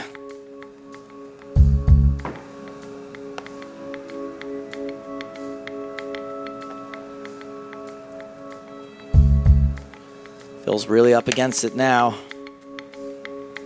13 big blinds, and he is about to run suited connectors into pocket kings. He's making a move here. Yeah. Boy. And Timmy calls. And this is not a very good flop. Very likely be drawing dead on the turn. Absolutely. Phil Galfond drawing dead on the turn. These two are exiting the cube, and we are bringing it on back down to me and you, Eric, buddy boy. So that so far is 2-0. Yeah. Timothy Adams and the Rome Emperors putting the hurt on Phil Galfond and the San Francisco Rush. Absolutely. The team liking this the most, the Las Vegas Moneymakers, who are still in 5th place in the Americas Conference, coming into today, 3 points were needed by San Francisco. So it does look like 3 points are needed here from Phil Galfond to at least make some headway here to try to salvage something. Congratulations to Timothy Adams, his first victory after 4 losses in the GPL. And hey, his first time scoring 6 points. I'm sure he'll be very excited about that. Yeah, so we'll focus on Phil Galfond in a second. Let's focus on the positive for right now. Let's focus on Timothy Adams, the Rome Emperors. Now, have we seen them move up as a result of these 6 points? What's happening league-wise? Where Where are they at? No, they're at 72 points, and there's still 74 points, for the Berlin Bears. The Bears unable to collect any points last night, so another win here in this third game, and they would move ahead of Berlin. And boy, these two teams are in critical shape, so those 3 points are actually very much needed. I know that Tim will probably be happy with the win, happy with the 6 points, would want to come into here today winning 6-3 against Galfond, but when looking at the stats, he needs those extra 3 points as well. Yeah, so what you're saying is one more win for Tim here, 3 more points, will then launch Rome up above the Berlin Bears. Yeah, actually, whichever team wins this last game will move up to 5th place in their own conference. The other team will be stuck in the basement still, so a lot on the line here. And again, it's not just making the playoffs, it's also the teams that are ahead of you that are preventing you from making the playoffs. You need to look at those teams as well. So you'd much rather be in 5th than in 6th. I know that sounds obvious, but you'd rather be in 5th chasing the one team for a playoff spot than being in 6th and having talk to me about teams playoffs. So it's the top 5? Top 4 in each conference. Top 4 make... Wow, That's okay, right. so Top there's 4 in each there's conference quite head to San Diego. You'd rather be 1 spot closer to the playoffs than 2 spots away from the playoffs. That makes perfect sense, Eric Dennis. I'm glad that that's how you guys came up with this whole thing. One more thing about Tim Adams. Now, although he wasn't the absolute bottom of the league for point scorer, he wasn't very high. Has he moved up above anyone else with these last couple of points? Absolutely. Now in the middle of the he's no longer the board, tied for 62nd. That's right. Unfortunately for Phil, he's still tied for 67th, so that's not good news for him. But 3 points here will get him up there in the standings. Do you think that the internet should take Phil Galfond from this interview that's about to happen and replace his head with a crying Jordan? Yes. Come on, internet, do it. We are going to give you guys the opportunity to do that right now because Laura Cornelius is down on the floor with Phil and Timbo. Thank you so much, guys. Congratulations. Your first win. My first win. Woo! Yeah. Give me a high five. Finally. Sorry, not to rub it in it's poor okay. Phil's face here. Talk us through that match. Again, I don't know, a lot of back and forth, and then, I just made a couple big hands near the end and won. So there wasn't that much to it. Well, we said at the beginning, didn't we, when we were speaking, you said how much luck plays a part in this, and there you go. Yeah, I mean, luck is a huge factor in these, in poker in general, but especially in this format. So I felt like I was pretty unlucky in my other matches. So, it feels pretty good to just win, when you're all ins, and that's it. Does that make you feel better, that it's just luck, it's not your play? I'm still waiting for my lucky match. I know. I mean, I knew that Tim was going to play really well, and that a lot of it would come down to the cards. And unfortunately, I'm happy that I got to a point in both matches where I had a flip and a chance to win. And sometimes it doesn't work out. And I am bummed that I am still smiling though. Still 0, but. I'm for the most part happy with my play, and I'm gonna keep trying. Well, you can't win the match, unfortunately, because Rome Emperors have done that now with the 2 games, but you can still redeem yourself with the final 3 points. Yes, I would like those points. How does it feel now? Does it feel like it's more difficult to try and win this third match after losing 2, or it just goes back to evens again? No, it feels a little bit more difficult. I think there's definitely some psychology that plays into it.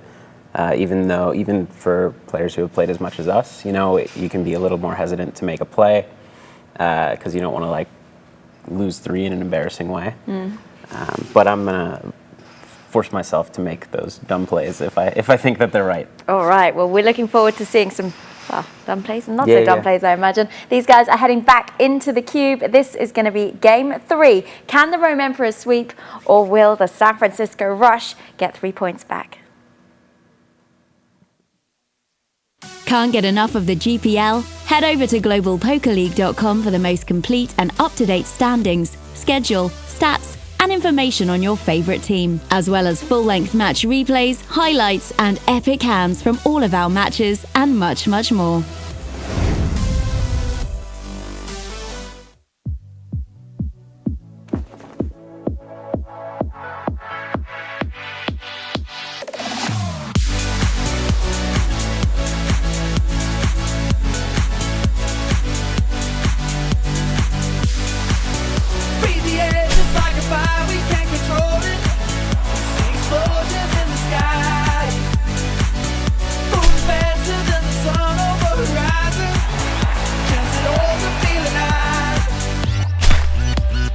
Body's moving slow. This love is all night, moving faster than the sun. Explosions in the sky.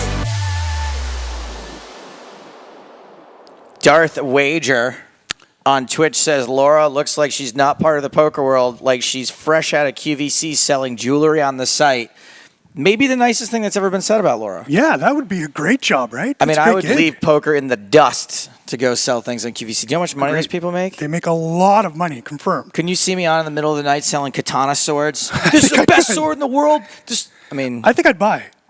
You would buy it. I'm Absolutely. a sucker for kitchen stuff. I'm a big cook, so you could probably sell me a lot of fun What's your stuff. most frivolous kitchen purchase? Like, what I love about kitchen stuff is that sometimes there's like really expensive stuff that only does one thing. Well, listen, like a garlic press. Yeah. Like, why do I need anything? Just can it press other things? Nope, just garlic. I'm pretty good with that stuff. I do, I have a Vitamix, and that's way more expensive than it should be, but I use it all the time. But I also have a chef's knife that is worth $800, which is just the most ridiculous thing I've What do ever you cut spent. up with that chef's knife? You can cut cans with it, according to the infomercial. Right. Kidding. They don't have it in infomercials. But I've had it for 11 years. It's running good still. What do you do to maintain that knife? I actually have a little whetstone that you have to sharpen it. It's a Japanese knife. It's quite an amazing thing. I can just picture you now in the complete chef's garb with the big hat on. Will you make something? You've got a kitchen in your house here, right? Joe, we will be sharing a house very shortly, and I will cook for you anytime, although I am a mostly raw vegan, so enjoy that. Are you really? Yes. I'm a vegetarian officially, but I do spend most of my life as a raw vegan. That's kind of like being a virgin porn star. I'm also a virgin porn star. Like, how can you? It's like I'm a chef, but I mostly eat raw food, so there's not really so much cooking. Now I understand why you need the knife. That's literally all the cooking that you do. There's a lot of green stuff to cut. You Right? cut up a carrot, and voila, carrots a la Dani. It's delicious. I make good food. I swear to God. I'm down for it. I actually really do like vegan food when it's prepared well. It can be quite tasty. I'm just not the best cook myself. They're going to kill us in chat, I tend to go for the Carl's Jr. So we heard Phil Galfond say that he really wanted to take 3 points in this last match. I would like to just sort of go against the grain here and say, don't do it. Well, Don't do it. I agree. I think what would be best for us, you and I, is later on in the season, if Phil is 0 for 6 and is 72nd out of 72 players, it'd be great for us to talk about that and still mention the fact that Aaron Paul has 6 more points than him in the league. I think that really would make us feel good about ourselves because he runs so good at life. Maybe there's something he's not good at. I'm joking. It's not going to happen. It's okay. It's fine. I don't think he's going to be too terribly offended by it. And also, I do think that, and not to take away from this league at all, but, when you're playing pots sometimes that are worth hundreds of thousands of dollars, maybe getting sucked out by Tim Adams in the cube is you got 99 problems, but getting sucked out by Tim Adams in the cube is not one of them. The funny thing is that it does bother the players. Jungle Man keeps on saying how he's just tilted. Tom Marchese said he was upset losing 2 matches in a row to Olivier Bousquet, mentioning that I usually play for hundreds of thousands of dollars and I've never been this tilted as I am after losing to Bousquet twice in a row. I don't think we're likely to see either of these guys too tilted, but they are ready to enter the cube. Let's go. Game 3 of... we are not quite ready for those guys down there just yet. That's fine. Sometimes these players are divas. Yeah. I heard that Phil Galfond demanded that someone hold a bottle of smart water for him to pour it down his throat because he was, it's warm in there. And look, these guys are used to being waited on hand and foot. Is he done? Has he gotten his smart water assistance left the frame? He's out of that oxygen tank. So fantastic. All right, now we are ready for game 3 of 3. Tim Adams up 6-0. Let's kick it on down to the cube. It seems like that's what's important in Vegas, especially if you're going to play live. I've seen.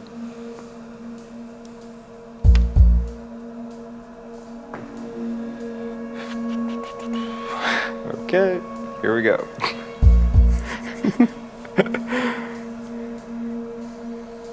Final match.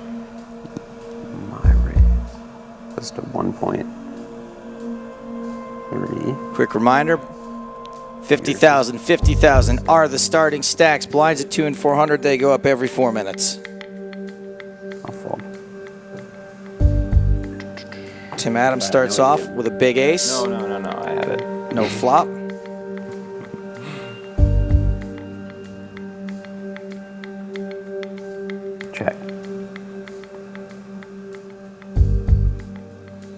Thank you, Maninja asked. The guy on the left, does he commentate the WSOP streams? Depends which left you're looking at. Actually, it really doesn't, because no, we do not. It's our boy David Tuckman. You look similar enough to Tuckman. God, that's a great compliment. You both He's have an salt and attractive pepper guy. hair Yeah, and yeah, 5 o'clock shadow, and I did shave this morning. you're not as big Yesterday. you're not as big a bag of wind as Tuckman is, but I actually agree. But I love me some Tuck. Okay. Glasses off. You got me. Missed value. that's when we realized that Clark Kent is Superman. Bluff. It's possible. That was the plan.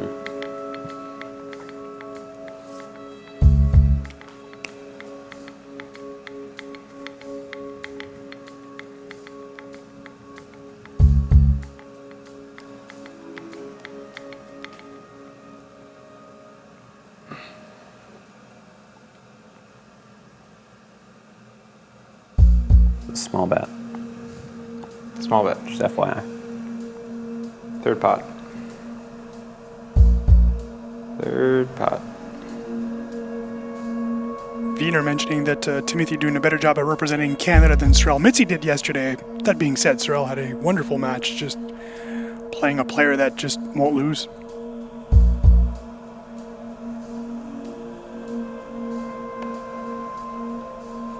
Okay. I used to date a professional poker player back in the day, and she called them deer ticks.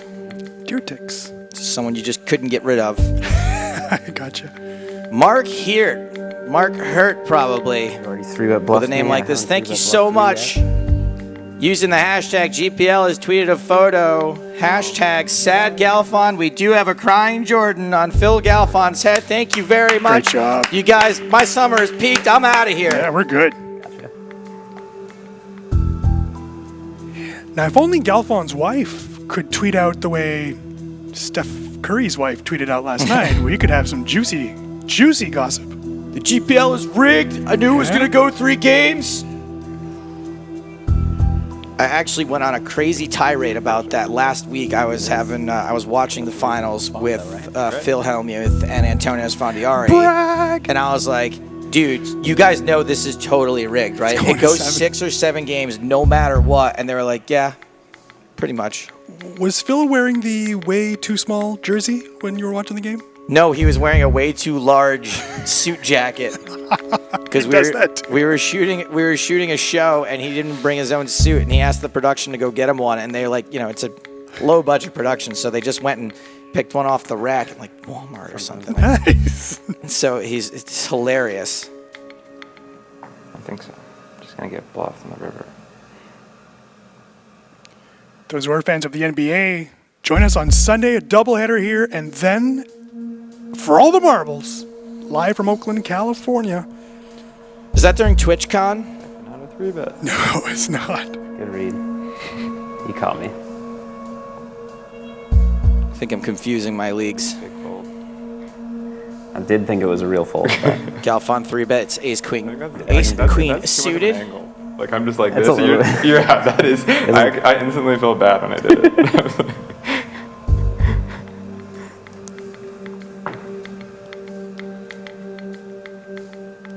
We are 2 a flop.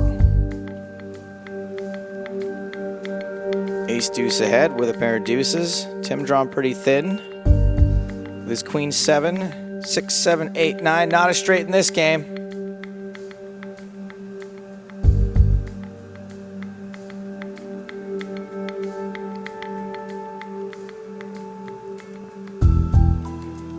One of those spots again.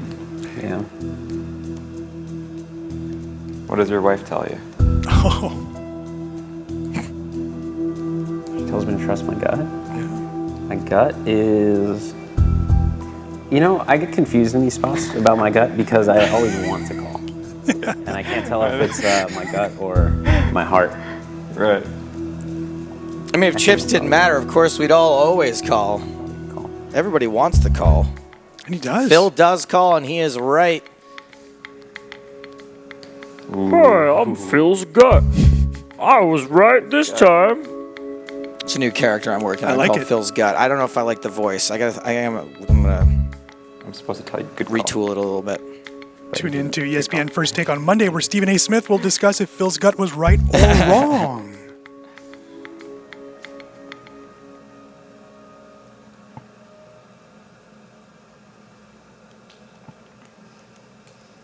Phil 6 is run down by the 8 of Timothy Adams on the turn. The way you said, but you didn't. It was said so sincerely. Also, I'm hungry and Stapes deserves a raise. What? Phil Galfond's gut is never wrong. That's amazing. It sounds good for me. No. It is not good for you. It is good for Timothy Adams.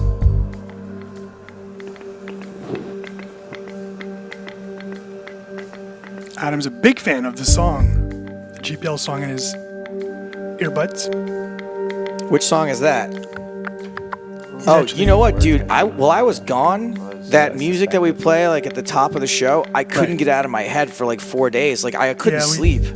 I must admit, the boys in the production room really select good songs for us because they never go away. The American I wasn't Poker saying it in a Award good song way. never goes. Oh, I see. I'm not saying the song's bad. I'm just saying there's something creepily penetrating about it. So it works. I guess so. Guys in the truck, we did our job. Phil flops a flush.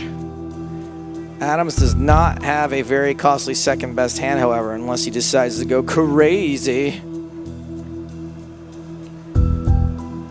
Wasn't my suit. It was my suit. What? By the way, Joe, we do have, and I'm going to mess this up, but Buakali Donna, welcome to the Twitch chat. I saw you yesterday. Apparently, one of the most revered mods out there on Twitch. So, Oh, yeah? Buakali's around here all the time. He or she was around all last week. Pretty interesting hand shaping up here. Big pair for Phil. Tim's got like a gut shot and a straight draw, which are both the same thing, but he's also got a flush draw. And Tim bricks the world. He does have position.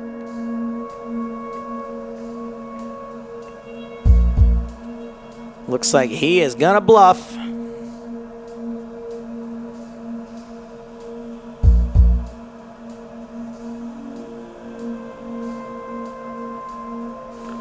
Wow, he bluffs all in. Why so serious?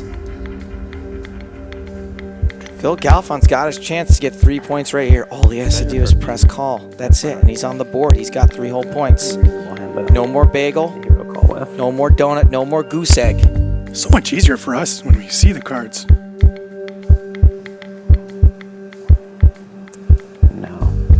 I mean, what he's thinking about right now is like, what super strong hands can Tim Adams have here? He can have hearts, I guess. That blocker does matter. Oh, I guess that blocker does matter, but It does absolutely matter.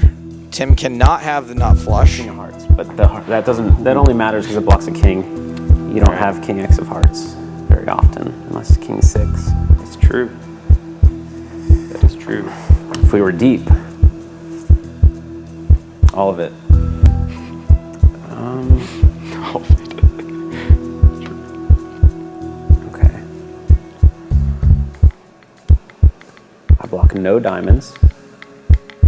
That's a good thing. Block a king. You do this with any aces up, in my opinion.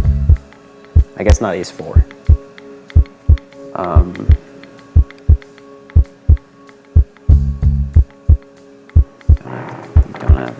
You don't have that.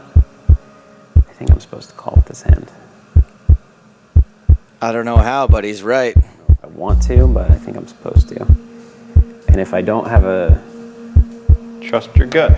No, if I don't have a gut feeling... Don't trust me, I've been out getting a beer.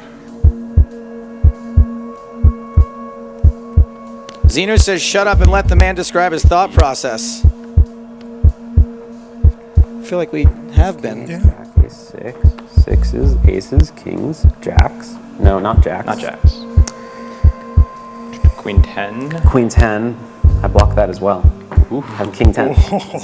Pretty good hand to call with, right? And I don't think you have King Jack, so. I think Phil just convinced Tim that Phil should call here. Yeah, it's just good blockers that I have going on here. Problem is, if Tim listens to him, like logically, he'll have to agree. Every time. And I'm sure he doesn't want to agree. I'm supposed to call with this and fold like ace 7. With no heart. And a diamond.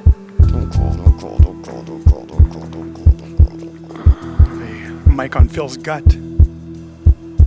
But are you in the mood to barrel off here? He's up 2 games to Yeah. 2 games to none. Very happy with the 6 points. He knows that Max Piscatori will be a happy man no matter what. I still have no gut feeling, so I'll just do what I think I'm supposed to and call. Wow, he does call. So the third game of 3 lasts only 12 hands. Phil Hero calls on the river with second pair. Timothy Adams bust from game 3. Also busted flush and straight draws. And, you know, I was afraid to say it ahead of time, Eric, because I'm kind of I don't like being wrong, and I'm wrong a lot. So I tend to not say things very often. But I did think that there were so many busted draws there. I did think that there was a really good chance that Phil was going to make the call. Of course, he articulated in a much better way why the call was justified on the end. And I was like, nah, I think he might call here. I think I'm good here sometimes. That's like the extent of my thinking. Well, you were trusting your gut. Right. And he just explained to you why you should trust your gut in that moment. Well, by virtue of statistics, like Justin, that like a broken clock is right twice a day, my gut is going to be correct occasionally. Right. Phil's gut correct in this spot. So Phil does get on the board, not just in this match, but for the first time in the entire league. That's right, 3 points now, so congratulations. The bagel is over after losing 5 straight games. He's won 1, and hey, it's good news. It's salvageable news for the Rush, who move up now 1 point ahead of the Moneymakers as we close out Heat 2 right now. So not all is lost here. I mean, he would have needed at least 6 points here. These two teams are in desperate situations. So I think Rome very happy, moving closer and closer to 5th spot and then looking at 4th. But I think for both of these teams, a clean sweep was needed. So maybe even 6-3 is a little disappointing for Tim Adams. But we do see, Joe, and we have seen that those that are up 2-0 are really comfortable in that third match. It just doesn't seem that, they're so happy with that win. It just doesn't seem that there's that extra wanting to kill the opponent that much. Could be that they're facing each other face to face. And if you're Tim Adams, you respect Phil Galfond so much that you're probably willing to maybe play a little crazy to see if you can sweep him. If not, then be happy that Galfond got 3 points. Yeah, on kind of free rolling in the third bench. I mean, it's probably like the third game. I mean, it's probably the literal definition of free roll, right. Just about. Now, you mentioned that Tim Adams is maybe not super stoked to just have 6 points because, like, not only did Phil get on the board with those 3 points, but he kept 3 points away from the Rome Emperors, which actually prevented them from moving up a spot. That's right. They're still stuck in 6th position, so it's all for naught. These 6 points still have them in 6th. They're still far away, 20 points away from the playoffs. So that puts even more pressure for the next person in the cube in Heat 3. So again, great job, and I think Max Piscatori will be happy. Let's not forget that Tim Adams was contacted late last night, or I guess during this morning, to play this match as Walter Trikariki is busy making D2s and 3s at the WSOP. So I guess he'll be very happy, and I think for Tim, after starting the year 0-4 in heads-up play, he'll be very excited to have won 1. And hey, he gets to tell people back home in Burlington, Ontario, that he defeated Phil Galfond, and that's not a bad thing either. Not a bad thing at all. Tim comes in late and tired, has a great performance, not unlike Michael Jordan in his sickness performance like 20 years ago. I'm so glad that we got the Jordan meme done of Phil Galfond before he actually got up on the board. Those two guys, Timothy Adams and the formerly crying Jordan of Phil Galfond, are down on the floor with Laura Cornelius. Thanks, guys, for warming them up so well once we get to this point. Congratulations. Obviously, we know Tim won the match already, but those 3 points, great call there. Talk us through that last hand and what made you decide to go for it. The flop and turner standard. And then on the river, I actually, like I said in there, I didn't really have a strong gut feeling. But the hand that I had just works well as a call. It blocks hands like ace-king and kings. It blocks queen 10, and I guess that's most of what it blocks. But it doesn't block any diamonds, which actually ended up being what he had. So it removes some of his value bets, doesn't remove any of his bluffs for the most part. And so I felt like it's a hand I'm supposed to call with. And indeed, it was correct. Do you think if you hadn't won the first 2 games, you'd have made that bluff? I'm not sure, actually. Maybe, yeah, in the last match, I'm playing a little more quicker and a little more, like, trying to end it. But no, I think I would still make the bluff. I think it's a reasonable bluff to make. So, yeah, put him in a really tough spot, but he made a great call. Are you a little disappointed that Rome Emperors now do not move from 6th place, bottom of the Eurasian Conference? Yeah, I mean, I would have liked to get the 9 points. Max would have been really happy, but yeah, 6 will do as well. So, yeah. Max not going to throw you overboard? No, Max will not throw me overboard. He was happy that I played. I was contacted, like they said, early this morning when I was playing cash games, if I could play this morning. Yeah, and I was done good. Yeah. So, I don't think he'll be too upset. Yeah, well, you've done really well. And thank you so much for stepping in last minute as well. How's Faraz as a manager? He's great. I mean, really cool guy and very involved manager. And yeah, he gets us all excited to play and excited to try and win. I haven't really done much of it, but yeah, I will keep trying. Well, it's been your most successful day today. It has. So it has been. pat on the back for you. Yeah, thank you. Thank you. I enjoy playing, and I have felt good, especially about my heads-up matches. I've felt good about the way I played, and eventually it'll fall in my favor, I think. Well, you've had a game in the cube now. You've had 2 games in the cube, so you're getting used to the format a little bit more, and hopefully we will see a lot more of you in the coming weeks. These guys have had a great day today. Obviously, the Rome Emperors taking the win and 6 points, but the San Francisco Rush also taking 3 points there for 1 game win. We've had a great match. We will go back to the desk and we will see you a little bit later. Thank you, Laura. Thank you, Phil, and thank you, Tim Adams. It was still excellent to watch, and I think I was really glad that Phil ended up winning that last match there, because I think that not only myself but the entire audience really appreciated the analysis that went into making a call like that, so that you're not just standing there going like, I think I'm good here most of the time. That there is actual legitimate thought process that goes into it. It's not just randomness. He's going to have to talk to his wife, too, about the fact that what happens when he doesn't have a gut feeling. She's telling him to trust his gut. In this moment, he said he did not know what his gut was saying, so maybe more analysis is there from analysis. Let's just say yes. Let's stick with that one. Analysis-ness.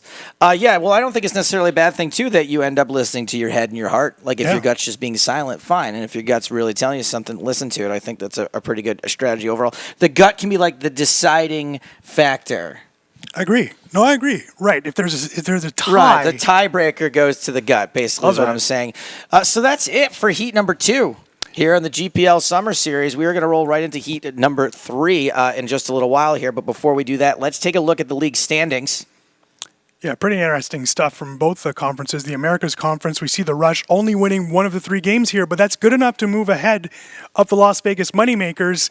The Moneymakers will have Jonathan Little back in the cube. He won his matchup on Sunday. Little replacing Jonathan Duhamel, who will not be playing. Jonathan and the bracelet! That's right. Jonathan really upset that he won't be playing, and we're going to try to fit him into his next heat, but Jonathan has to go back home, Joe. As you know, Jonathan is pregnant. Not him, but his girlfriend is pregnant. Wow. So he needs to go back home, but he is here. I think he might be missing the main event. So his relationship is turning into a permanent threesome. Correct. Well, hey, how's it going?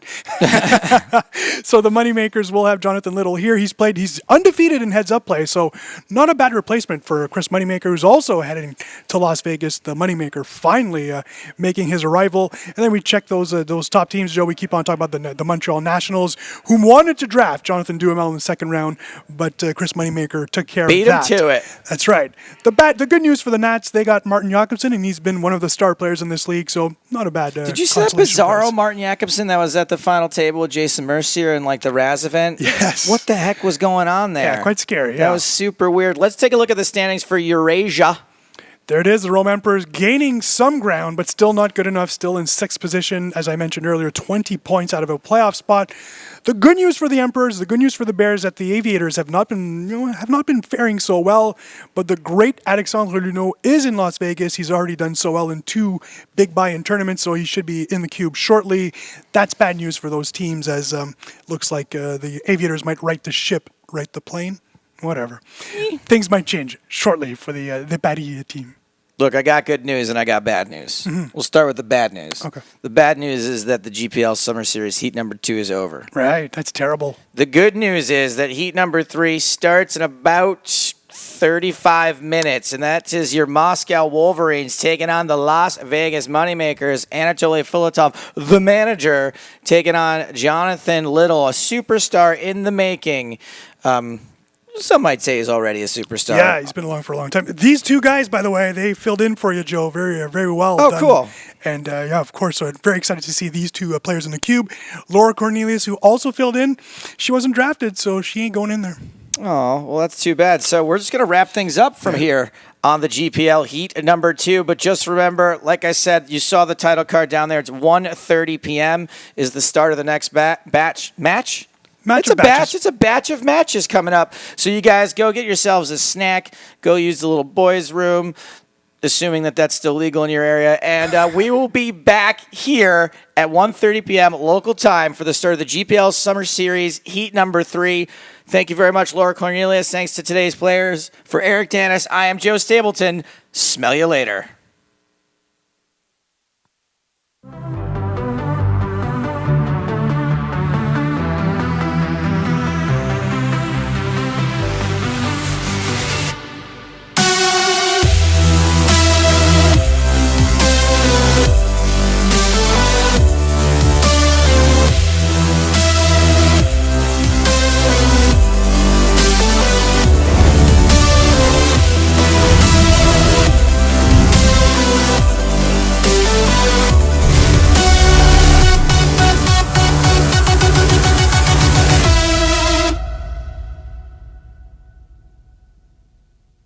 Can't get enough of the GPL? Head over to globalpokerleague.com for the most complete and up-to-date standings, schedule, stats, and information on your favorite team, as well as full-length match replays, highlights, and epic hands from all of our matches, and much, much more.